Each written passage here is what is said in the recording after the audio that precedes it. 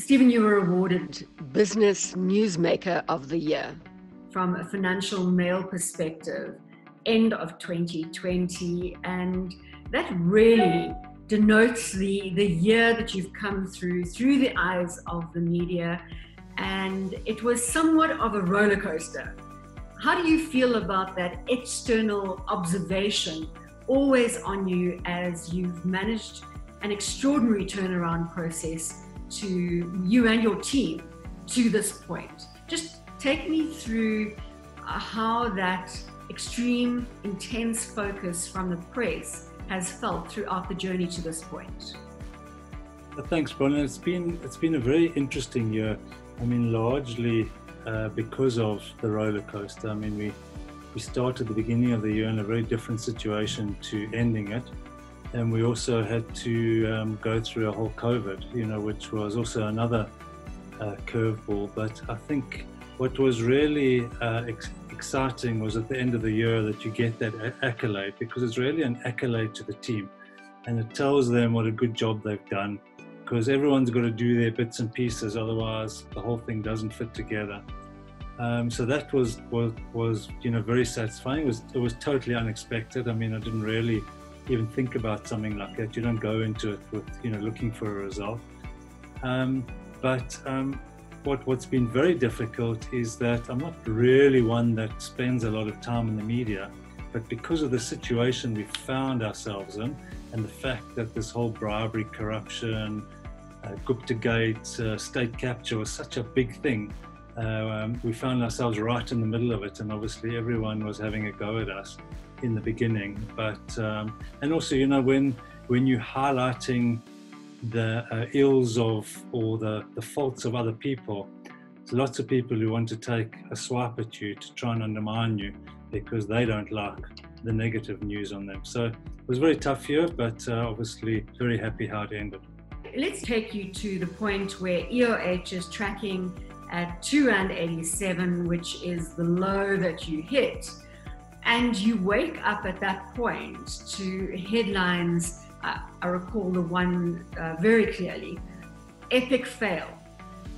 From hero to zero, Stephen van Coller. Initially, that was penned by My Broadband. It was reposted across a number of platforms, including Alec Hogg's Biz News. How did you feel waking up to that headline in particular?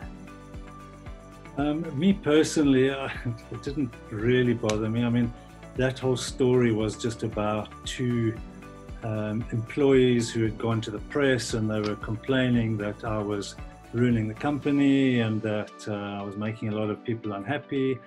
And I mean, I was.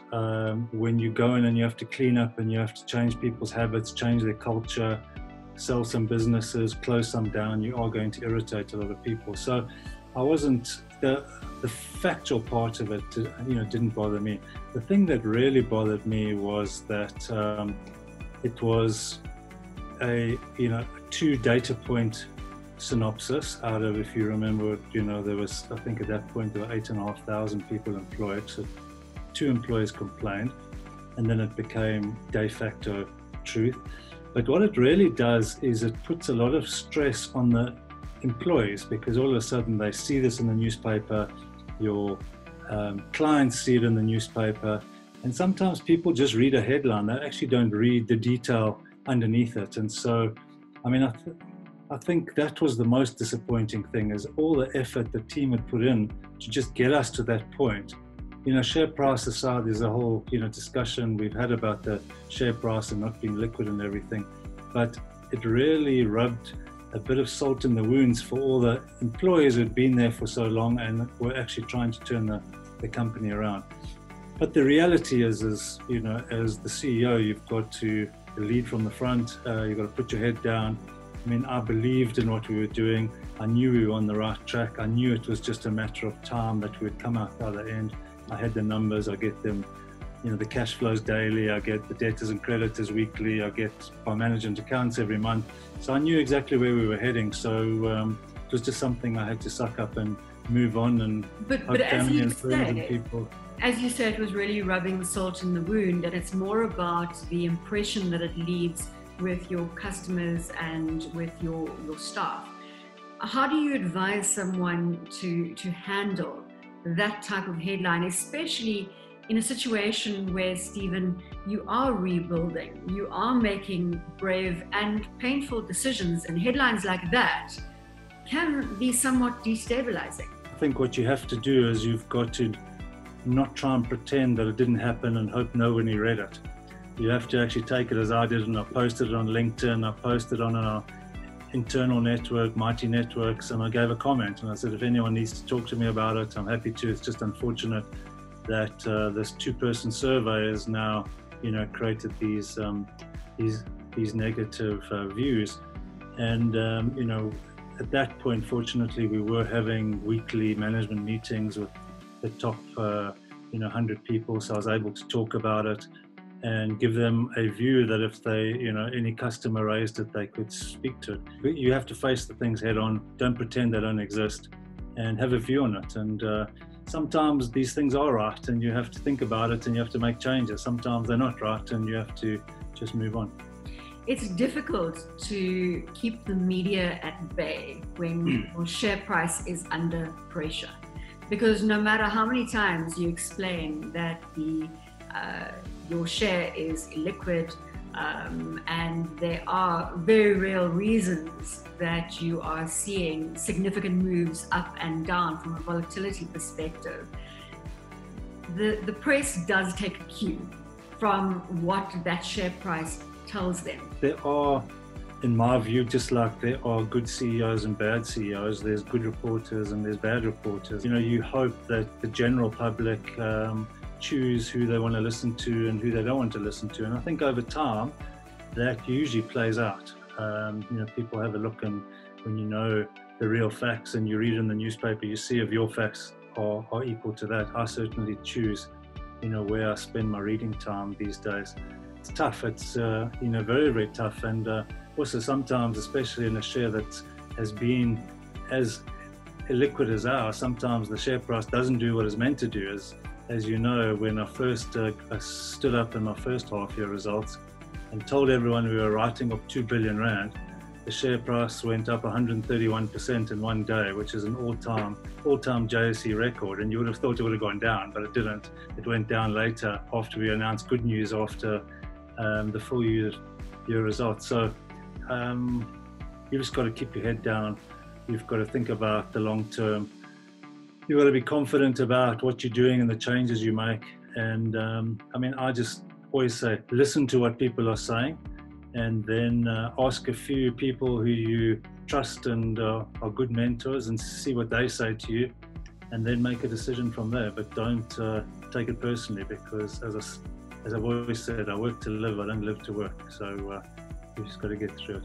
Talk to me about the power of the op-ed in your view, because you've been pretty outspoken with some of the opposite editorials that you have put out in the realm 2020. Do you believe that this is an effective and powerful communication tool? I do. I don't think it's just the op-ed. Clearly, if one of the top prints like the article and then they want to print it, that gives it credibility, and I think that's important. But today, it goes out via Twitter, it goes out via LinkedIn, sometimes on Facebook. For some people, I don't use Facebook for business, but the point is that I do think that people need to stand up when they see things are wrong. We can't just bumble through life and hope eventually it will sort itself out at some time. And I've just been, I suppose, fortunate or unfortunate, or whichever way you want to have a look at it, to really get into some real nitty-gritty stuff over the last 2 years. Something that, being in a really big corporate, really big corporates most of my life, I've sort of missed out on, because, I was just one of 50,000. And but here you're the CEO, you see what you think are injustices, or you see opportunities or things that could change. I think it's incumbent on every leader to put their view out there and own that view, and let people tell you you're right or you're wrong, but that's the only way you learn. So let's go now to the Zondo Commission, because again, putting yourself in the headlines. I remember one headline specifically stating EOH airing its dirty laundry in public. And of course, high profile ANC officials being linked to the corruption through the Zondo Commission testimony. How did you feel the press reacted to that period, to the testimony, and were you nervous about waking up and seeing the headlines, or were you pretty confident that the story you were telling was a fundamentally good one for the country and really bringing what you had discovered over the period to visibility? It was a very, very difficult time because something like that can go either way. It's, often depends on other factors sometimes, what happened before you, what happened the day after, what other news there is around. It also can depend on, whether the general public is angry at that moment or not. So, what do people want to write? It was very difficult, and I wasn't 100% confident of the outcome. Certainly we thought about it, but the reality was I didn't have much of a choice. As soon as the whole Duncan MacLeod report came out and it turned out to be true, from then on I had to do 110%. Otherwise my customers wouldn't believe me, they would leave, the staff wouldn't believe me, they would leave, and basically EOH would have been dead. And people have asked, and I've answered that question in one of the op-eds about would I do this all again, or should I just have walked out and let the company go into business rescue? So what is the answer? We're all dying to know. The answer is that I stuck at it because, number one, I knew that the underlying businesses were very good. The people generally were very good, highly competent, highly capable. We had a lot of customers who were relying on us. We're not we don't sell a Coke, so you can go to somewhere else and buy it. We're inside people's organizations for sometimes years, and to get rid of us is, very, very difficult. We sit inside a lot of metros, we sit inside the banks, we sit inside the JSE.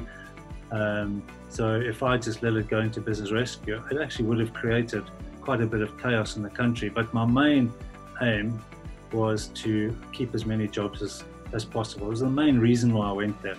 There's a great youth development program. They've had great success, something like 87% success in training, people out of school, out of varsity, and then getting them jobs. And that was one of the reasons that it attracted me. The only reason that I sort of talk about why we should have gone into business rescue was because as soon as you turn the company around, everyone comes and wants to take money from you. The banks want to charge you more. They want to charge you more fees. They want to charge you higher interest rate. The JSE fined us, wanted us to pay money. The SIU now wants money back. And this is all money that went before my time. So all the people working really hard now, paying forward, are having to pay back first. And that's very, very difficult. And I understand from a legal entity why that is what it is, but it's very hard on the people who are working extremely hard to save the company, and then you don't have money to pay them bonuses. That can't be right. But fortunately, we're nearly through most of that. It's been as you've talked about, a really, really tough 2 years, but it's one of continual improvement. 2019 was better than 2018. 2020 was way better than 2019.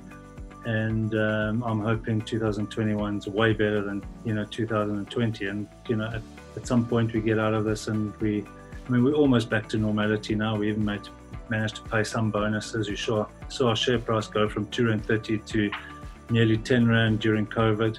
It's up at over holding there. I checked it just before we went into this interview, as I would, 9.15 Rand. So you're definitely holding at that higher band. Stephen, away from the media, looking at communication and the role that communication has played in this journey of yours of turning around a business, you and your team turning around the business, how crucial has communication been with your staff and your stakeholders in general over this period? Bronwyn, I always say there's only three important things in running a business in a crisis. One, communicate. Two, communicate. Three, communicate. That's it. And they expect it from the boss. They expect it from the CEO or the leader or whoever they are, and you have to do it. You've got to do it in person. You've got to be available. You've got to be sensitive. You've got to be willing to be criticized. You have to make some tough decisions, but you've got to communicate them all the time and get feedback, take people's views. When we started on this journey early in 2019, February the 10th, 2019 to be specific, that was a big communication. Etched in your memory forever. I will never ever forget it. It was just after 4 p.m. on a Friday afternoon when the phone call came through. But the point is that we had to go and first communicate to staff, we had to communicate to our customers, we had to get feedback, and it was incredibly worthwhile because I learned a lot. Customers told me what they were expecting of me. I told them what I was expecting to do, and it was just then having to deliver on what I said I was going to do. But then COVID came, was the same. You had to communicate. It's one of the reasons I've been writing some of these op-eds. It's one of the reasons I've given quite a lot of interviews. I've spoken at a lot of conferences, and it's just about getting the message out there as far as possible. Because in today's world of social media and everything, people are expecting communication all the time. And angry shareholders, the angry shareholders that you have to deal with on Twitter, who want you to take account for a share price that wasn't your making. Yeah, listen, it is difficult. I mean, fortunately, our main shareholders have been extremely grateful. In fact, most of them have thanked me and the team. I mean, interestingly, two of the largest banks in this country, their CEOs personally said to me at the end of the year, thank you for protecting the depositors' money, because it would have been much easier just to call it quits and they would have all lost a lot of money. And actually we've paid them, 2 of the 4 billion back, and that's a lot of depositors' money. If you think a bank can leverage their depositors' money, 10 times. And then we've spoken about the low point. Let's talk about and come back to full circle to the high point. Business Newsmaker of the Year. A huge accolade as we started this conversation. And I suppose, Stephen, that really tees you up for 2021, because now you're back on top. And I suppose there's pressure for you to hold that momentum. Do you feel under pressure?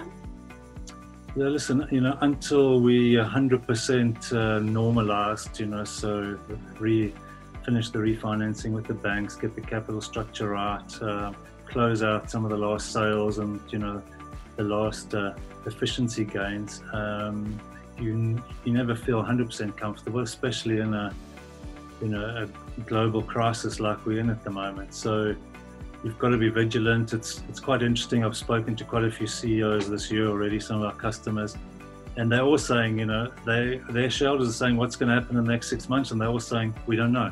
We're just going to take every day as it comes, make the decisions as they come, and make sure we get through it. The good news, though, is we had a lot of practice, going through the first crisis. We got the team upskilled, very fit. The business runs, very well at the moment, and it's just a question of making sure that the data that comes through to me, that we, properly act on it as the exco, as the board, and continue. And I think it's going to be a tough year. I don't think it's going to be any better than last year.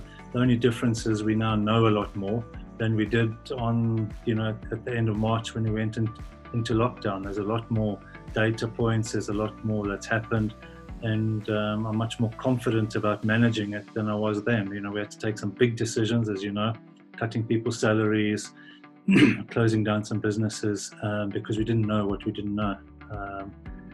I'm really excited about the year because we've gone into it in a very different state. We're much more organized. We've gone through a bottom-up strategy. We've gone through a bottom-up zero-based budgeting process, which all the managers have put their budgets in and own them for a change. And that's been, driven by a whole automated KPI process. So it should motivate everyone to get to the end of the year. And as I said, we didn't pay big bonuses, but we could pay some bonuses last year. So I think everyone's pretty excited that at the end of this year we'll be in a better position. So if they work hard, they do well, they'll get rewarded, and that's a pretty cool place to be.